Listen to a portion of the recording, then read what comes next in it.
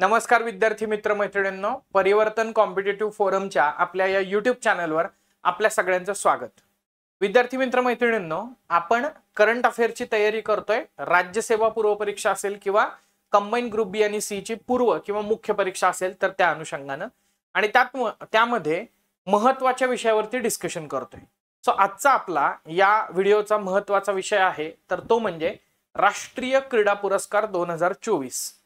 जरी 24 दिसत असलं तरी त्याचं वितरण जे आहे तर ते 25 मध्ये त्या ठिकाणी करण्यात आलं। दरवर्षी साधारणतः आपल्याला असं लक्षात येईल की आदल्या वर्षीचे पुरस्कार जे आहेत तर ते पुढच्या वर्षामध्ये प्रदान त्या ठिकाणी केले जाताना दिसतात।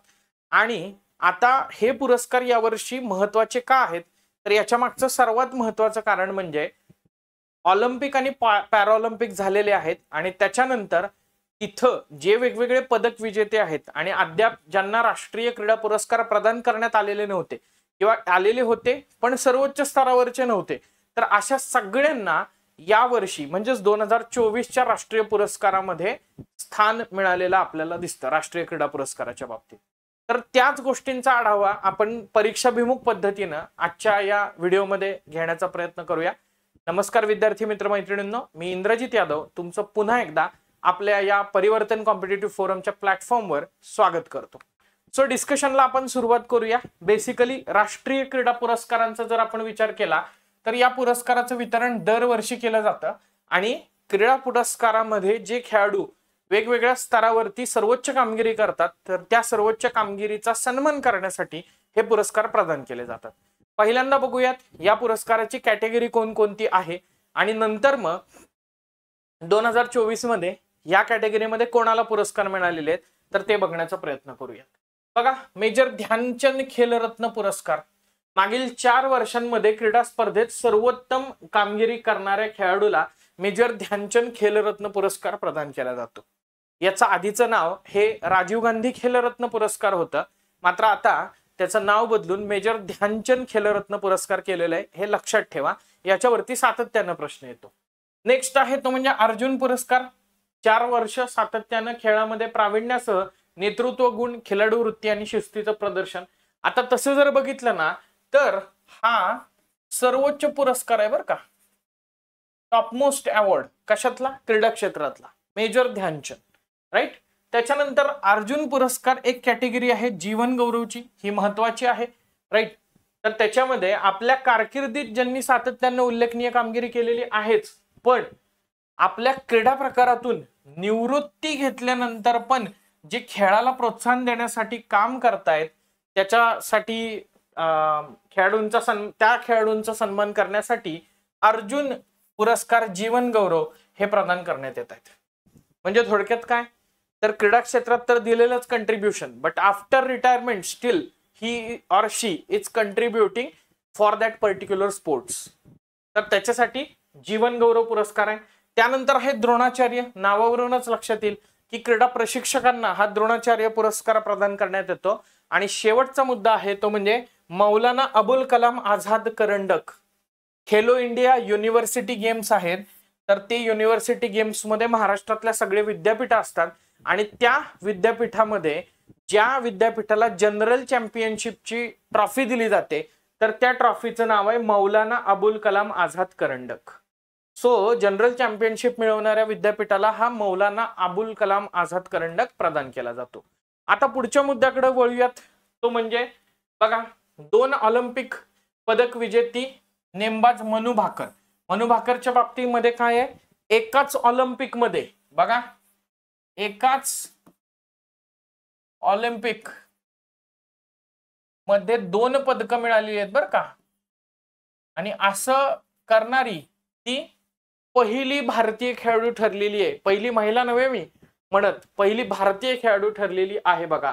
आणि जगज्जेता बुद्धिबळपटू डी गुकेश किंवा दोम्माराजू गुकेश यांना त्या ठिकाणी खेलरत्न आहे। त्याचबरोबर पुरुष हॉकी संघाचा कर्णधार हरमनप्रीत सिंग सरपंच साहब तर त्यांना पण आहे। आणि पॅरा उंच उडीपटू प्रवीण कुमार यांचीही कशासाठी निवड करण्यात आलेली आहे तर मेजर ध्यानचंद खेलरत्न। अ गटामध्ये खेळाडू देतील आणि ब गटामध्ये त्यांचा क्रीडा प्रकार विचारतील, त्यामुळे हे लक्षात ठेवण्याचा व्यवस्थित प्रयत्न करा।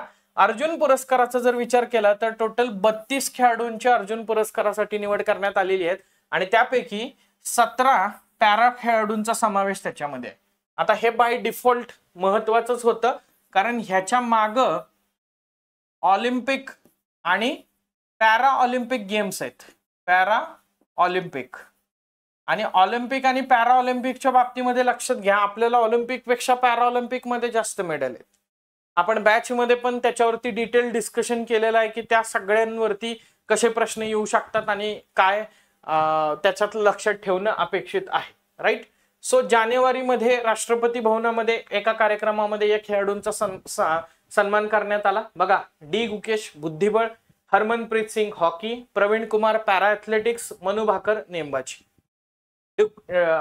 जर आपण हरमनप्रीत सिंगचा विचार केला तर आंतरराष्ट्रीय हॉकी महासंघातर्फे सर्वोत्कृष्ट क्रीडा हॉकीपटूचा पुरस्कार पण हरमनप्रीत सिंग यांना मिळालेला आहे. आणि सर्वोत्कृष्ट गोलरक्षक हा पुरस्कार जर का विचार केला तर ज्यांनी नुकतीच निवृत्ती घेतली तर त्या PR श्रीजेश यांना प्रदान करण्यात आलेला आहे. बघा, राईट, लक्षात ठेवायचं ते. आणि मनू भाकरच्या बाबतीमध्ये बंदरे आणि नौवहन मंत्रालयाच्या त्या ब्रँड अँबॅसिडर म्हणून त्यांची निवड करण्यात आलेली आहे. Right. So brand ambassador, goodwill ambassador कुणी निवडलं याच्यावरती देखील प्रश्न विचारले जाऊ शकतात. Right.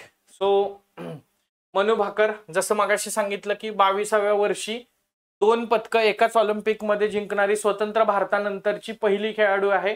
Right. 10 metre air rifle pistol प्रकारात वैयक्तिक आणि मिश्र सांघिक गटामध्ये कांस्य पदक त्या ठिकाणी मिळालेलं आहे. मिश्र सांघिक गटामध्ये सरबजोत सिंग यांच्यासह ते मिळालेलं आहे, हे लक्षात ठेवायचं आहे. डी गुकेश युवा बुद्धिबळ जगज्जेता ठरण्याचा मान मिळालेला आहे. 2024 मध्ये अखेरच्या लढतीमध्ये चीनच्या डिंग लिरेनचा त्यांनी पराभव केलेला आहे, हेही लक्षात ठेवायचंय. आणि बुद्धिबळाची जी ऑलिम्पियाड आहे तर त्याच्यामध्ये सुवर्ण पदक जे जिंकलं यावर्षी महिलांच्या संघानं पण आणि पुरुषांच्या संघानं पण काय जिंकलेलं आहे, सुवर्ण पदक जिंकलेलं आहे. तर त्या संघामध्ये याचा समावेश त्या ठिकाणी होता. बाकी हॉकीचं सांगितलेलंच आहे मी. पॅरा उंच उडीपटू प्रवीण कुमार तर त्यांनी T64 श्रेणीमध्ये सुवर्ण पदक मिळवलेलं आहे. राईट. त्याच्यानंतर बघा आता उत्कृष्ट कामगिरीसाठी अर्जुन पुरस्कार. आता इथं एक गोष्ट लक्षात ठेवायची आहे, जेव्हा जास्त खेळाडू असतात, म्हणजे आता इथं जर का विचार केला तर जवळपास तुम्हाला 22-32 खेळाडूंची लिस्ट त्या ठिकाणी अर्जुन पुरस्कारासाठी दिसतेय. राईट. तर त्यांच्याबद्दल प्रश्न विचारले जात असताना थोडस लॉजिकली जाण्याचा प्रयत्न करायचा आहे. अ गट ब गट जोड्या लावा. अ गटामध्ये खेळाडू, ब गटामध्ये क्रीडा प्रकार, हा पॅटर्न त्यांचा PYQ मध्ये ठरलेला त्या ठिकाणी आहे. ज्योती यराजी ॲथलेटिक्स, अन्नू राणी ॲथलेटिक्स, नीटू मुष्टियुद्ध, स्वीटी मुष्टियुद्ध, अवंतिका अग्रवाल बुद्धिबळ, Salima Tete hockey, Abhishek hockey, Sanjay hockey, Jarmanpreet Singh hockey, Sukhjeet Singh hockey, त्याच्यानंतर राकेश कुमार पॅरा तिरंदाजी. आता इथं मी असं म्हणेन की जे पॅरा ॲथलीट आहेत ना तर त्यांच्यावरती जास्त फोकस करा मित्रमैत्रिणींनो. तिथं प्रश्न विचारला जाण्याची शक्यता जास्त आहे, त्यामुळं हे सगळं टेबल जे आहे तर ते महत्वाचं आहे. दुसरी गोष्ट, इथं तुम्हाला जे कॉमन दिसतंय ना, म्हणजे मुष्टियुद्ध कॉमन आहे, हॉकी बरंच कॉमन आहे, तर ह्याच्यावरती प्रश्न विचारला जाण्याची प्रोबॅबिलिटी थोडीशी कमी आहे. राईट. म्हणून मी म्हटलं की आता हॉकीमध्ये आपल्याला मिळाले ना ब्रॉन्झ मेडल, तर मग उरलेले जे होते तर त्यांना सगळ्यांना अर्जुन पुरस्कार मिळालेला आहे. राईट. तर ते लक्षात ठेवणं गरजेचं आहे. किंवा इकडं पॅरा जुडो आहे, पॅरा नेमबाजी आहे, पॅरा बॅडमिंटन आहे, तर हे. किंवा अजून काय लक्षात ठेवाल, बघा इकडं स्वप्नील कुसाळे आणि सरबजोत सिंग दोघांना पण नेमबाजीमध्ये अर्जुन पुरस्कार मिळालेला आहे. राईट. सो स्वप्नील कुसाळेंना पण 50 मीटर एअर रायफल 3 पोझिशन याच्यामध्ये मिळालेला आहे आणि सरबजोत सिंग यांचं मगाशी आपण बघितलं, तर हे लक्षात त्या ठिकाणी ठेवायचं आहे. राईट. त्याच्यानंतर अजून एक महत्वाचं, सचिन सर्जेराव खिलारी पॅरा ॲथलेटिक्स. का बरं परत लक्षात ठेवणार, त्यात महाराष्ट्राचा संदर्भ आहे ना, सचिन सर्जेराव खिलारी. राईट. सांगली जिल्ह्यातल्या आटपाडी तालुक्यातल्या करगणी गावचे आहेत, तर त्यांना मेडल मिळालेलं आहे, त्यामुळं हे लक्षात ठेवायचंय. त्याच्यानंतर बघा 2024 मध्ये उत्कृष्ट कामगिरीसाठी अर्जुन जीवन गौरव, सुचा सिंग ऍथलेटिक्स आणि मुरलीकांत राजाराम पेटकर पॅरा पोहणे किंवा पॅरा स्विमिंग, इथं पण गॅरंटेड प्रश्न येणार आहे. मुरलीकांत राजाराम पेटकर, बरोबर ना? तुम्ही सगळ्यांनी हा मूवी बघितलेला असेल, चंदू चॅम्पियन नावाचा. चंदू चॅम्पियन नावाचा मूवी हा ज्या आर्मी मधल्या खेळाडूवरती चित्रित करण्यात आलेला आहे किंवा ज्याचं बायोपिक आहे ते म्हणजे मुरलीकांत राजाराम पेटकर. आणि या मुरलीकांत राजाराम पेटकर यांना भारताचं पहिलं पॅरा ऑलिम्पिक मधलं सुवर्ण पदक मिळालेलं आहे बरं का. आणि त्यांची अर्जुन जीवन गौरव पुरस्कारासाठी या ठिकाणी निवड करण्यात आलेली आहे. 1972च्या पॅरा ऑलिम्पिक मध्ये 50 मीटर फ्री स्टाईल जलतरणामध्ये त्यांनी सुवर्ण कामगिरी केलेली होती. भारत पाकिस्तान युद्धादरम्यान 1965 मध्ये त्यांना गोळी लागलेली होती आणि त्याच्यानंतर अपंगत्व त्यांना आलेलं होतं. रेस्ट ऑफ द थिंग्स तुम्हाला मूवीच्या माध्यमातून त्या ठिकाणी माहितीच आहेत, पण तरीही जिद्द न सोडता यांनी काय केलेलं दिसतं आपल्याला, पॅरा ऍथलेटिक्स मध्ये किंवा पॅरा स्विमिंग मध्ये सुवर्ण पदक जे आहे तर ते मिळवलेलं आहे. राईट. त्याच्यानंतर उत्कृष्ट प्रशिक्षकांसाठी द्रोणाचार्य सुभाष राणा पॅरा नेमबाजी, दीपाली देशपांडे नेमबाजी, Sandeep Sangwan hockey, S Muralidharan badminton आणि अर्मांडो अग्नेलो कोलाको फुटबॉल. आता ह्यातलं लक्षात काय जास्त करून ठेवणार, दीपाली देशपांडे या कोण आहेत, स्वप्नील कुसाळ यांच्या कोच आहेत या. सो त्यांना त्याच्याबद्दल काय मिळालेलं आहे तर द्रोणाचार्य पुरस्काराने सन्मानित करण्यात आलेला आहे.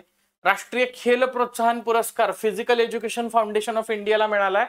आणि मौलाना अबुल कलाम आझाद ट्रॉफी जी खेलो इंडिया विद्यापीठ गेम मध्ये जनरल चॅम्पियनशिप ज्यांना प्रदान केली जाते तर त्यांना मिळते, तर ती चंदीगड युनिव्हर्सिटीला सर्वसाधारण विजेतेपद जनरल चॅम्पियनशिप मिळालेली आहे. त्याच्यानंतर लवली प्रोफेशनल युनिव्हर्सिटी पंजाब प्रथम क्रमांकाचे उपविजेते, म्हणजे हे विनर आहेत, हे रनर अप आहेत आणि हे सेकंड रनर अप आहेत. गुरु नानक देव विद्यापीठ द्वितीय उपविजेते विद्यापीठ. सो हे तिन्ही लक्षात ठेवणं त्या ठिकाणी अपेक्षित आहे. तर इन जनरल हे होते एकंदरीतच राष्ट्रीय क्रीडा पुरस्कार. पार्श्वभूमी मी पुन्हा एकदा तुम्हाला सांगितली की पॅराऑलिम्पिक आणि ऑलिम्पिक झालेले आहेत, याच्यामुळं याच्यावरती प्रश्न विचारला जाण्याची प्रोबॅबिलिटी ही जास्त आहे. तर विद्यार्थी मित्र मैत्रिणींनो, अशाच प्रकारे जे मुद्दे महत्वाचे आहेत तर ते डिस्कस करत चालूयात. तुम्हाला जरी एखादा मुद्दा महत्वाचा वाटत असेल आणि अपेक्षित असेल तरी कमेंट करून सांगा. त्याच्यावरती देखील करंट अफेअर्स मध्ये आपण व्हिडिओ बनवायचा प्रयत्न करूया. आजच्यासाठी तुर्तास तरी इथेच थांबूयात. पुढच्या सेशन मध्ये भेटूयात अशाच प्रकारच्या इंटरेस्टिंग करंट अफेअर्स सह आपल्या परिवर्तन कॉम्पिटिटिव्ह फोरमच्या प्लॅटफॉर्मवरती. तोपर्यंत धन्यवाद, जय हिंद आणि बाय बाय.